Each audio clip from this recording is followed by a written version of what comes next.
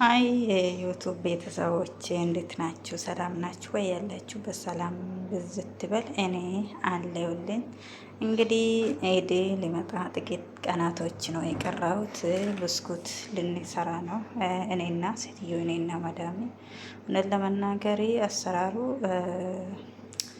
ከባድ ነው። ከባድም አይባልም ግን ቀላል ነው። እኔ ግን መለመድ አልቻልኩም እና አብሬን ነው የሰራ ነው። እኛ እውነት ለመናገር ለኢድ ብቻ አይደለም የምንሰራ፣ ሌላም ጊዜ እንደዚህ ሰርተን እንግዳ ሲመጣ ከሻይና ጋዋ ጋር ይቀርባል። እንግዲህ በዚህ መልኩ ሰርተናል ለኢዱ። ሌላ ደግሞ ይኸው በዚህ መልኩ ኦቨኒ ውስጥ አስገብተናል።